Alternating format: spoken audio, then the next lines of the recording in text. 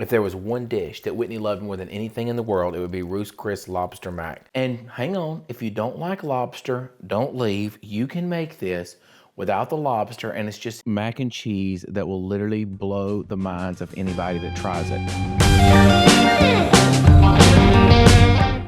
A special thank you to Thrive Market for sponsoring today's video and recipe. Thrive Market is your online one-stop shop for affordable, high-quality groceries delivered straight to your door. As a busy dad of 5, life can get chaotic. Grocery shopping is one area where I can simplify things while still keeping my family's meals healthy and delicious, and that's where Thrive Market comes in. Thrive Market is an online membership-based market that makes healthy living easy and affordable. They've got everything from organic snacks for kids to pantry staples for my favorite recipes, just like the ones I make here on the Bates Kitchen. Whether you're looking for low-sugar snack options for the kids or looking to increase your protein intake, Thrive Market makes it so easy to shop by your diet and your values.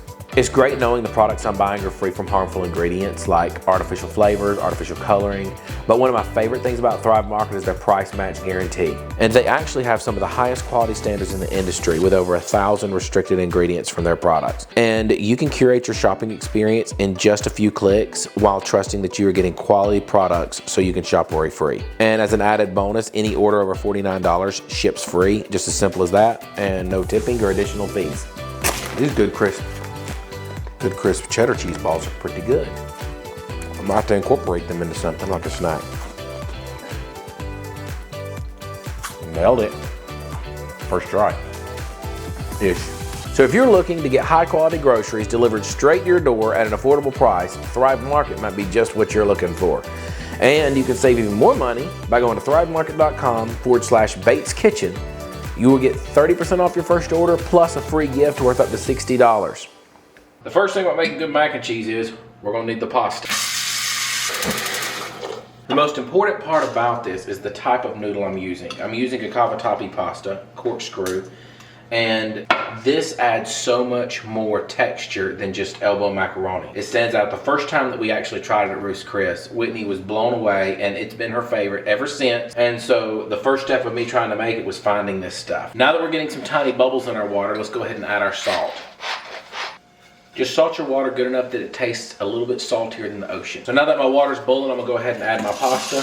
I'm gonna stir that a little bit with a spoon just to keep it from sticking together. Now I'm gonna actually move this to my back eye so that's out of my way. It's gonna cook for about 8 or 10 minutes, and we're gonna start with the next part, which is the lobster. You can't have lobster mac without lobster. I'm just gonna trim these legs off of the underside here. So now our steamer is steaming. We're gonna go over here and steam these for about 1 minute for each ounce. Check my noodles here. They're still just a little bit firm, which is what we want. I've got my noodles strained. I'm gonna set them aside. Now, if you were really talented, you could go ahead and start your bechamel sauce. I just am gonna take my time, get my lobster out, and then I'll start my bechamel. So I've got me a big bowl of ice. When my lobster comes out of here, we're gonna put them straight in an ice bath. As soon as they hit that 135 internal temperature, we'll get them over here so they stop cooking. Got ice in here now, gonna add some water. This one thing I've noticed about the Ruth's Chris mac and cheese is it's very simple. There isn't a lot to take away from the lobster, the sweetness of the lobster. Just the Gruyere and cheddar cheese really stand out. A little bit of that Parmesan you can taste in it. So it's kind of a 3-cheese blend that, as far as I can tell, and I'm not the most experienced at this. There may be somebody that's a lot better, but just some salt, pepper. I do have a little bit of mustard powder and garlic powder that I add, but I don't really taste strong garlic when I eat theirs. But we're gonna go with this. This is the way we do it and love it. Down with him, down with him. Now, if you're making this exactly like Ruth's Chris, you just need 2 lobster tails. Whitney never orders it that she doesn't ask for extra lobster. So I actually make it with 4 because we're going to snack on a little lobster as we cook. We can leave the lobster in here while we do our bechamel sauce. Hope I'm saying that right. This is the cheese sauce that makes everything else in this work. We don't want it to take away from our lobster. We don't want it to take away from anything. So I'm gonna start with some butter, and we're just gonna get that melting.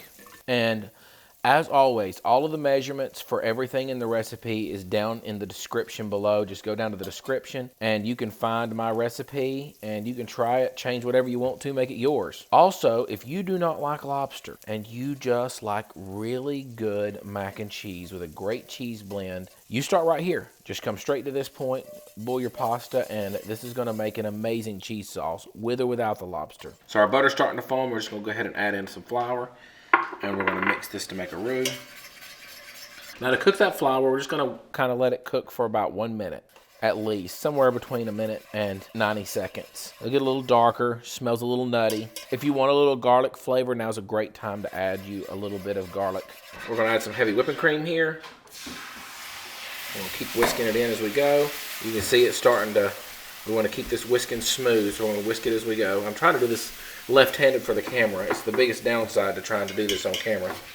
Here's my right hand back. So I've got this heating on kind of medium low. You don't need a lot of heat for this. Kind of like you were making a gravy, very similar process, or any other mac and cheese sauce.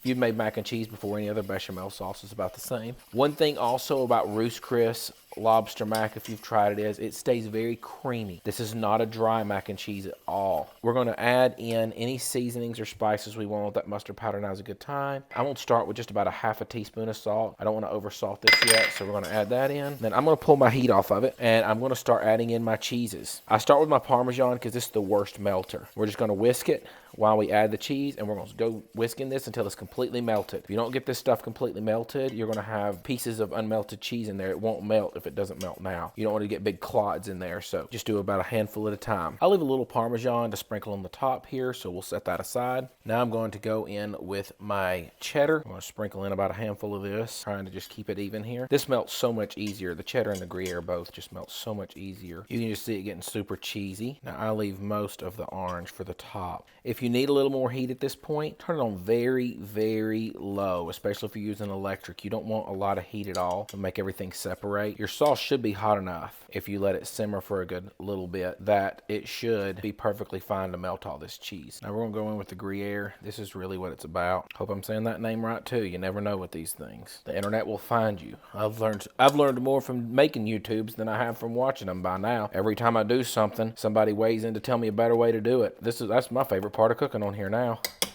I've learned so many tips and tricks from you guys. We'll rake all this pasta in. We're gonna kind of fold our noodles into this really carefully. This sauce is thick. So I've got my oven preheating to 350 here, and I'm going to get me a pan out to put all this in. So I'm gonna butter me a 9x13 pan here, and they bring you out a little less than that at Ruth's Chris, but we make a big batch because, like I said, it's Whitney's favorite.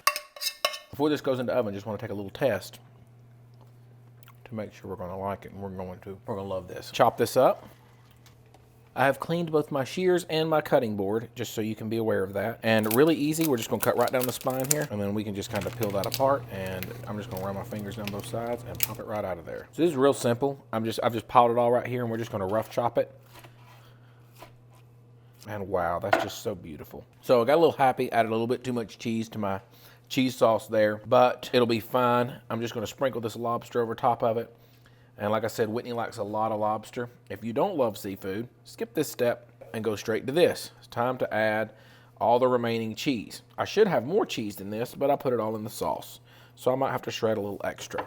I put mostly cheddar on top normally. I got a little bit carried away. I'm gonna shred just a little extra cheddar over top of it. Doesn't take a ton, but it needs to be enough on there that it's gonna melt. And you can put the lobster on top of it as well. I've done it both ways. The lobster stands out a little bit more on top of the cheese, but I feel like it keeps it from getting too dry or getting too overcooked when you put it under the cheese.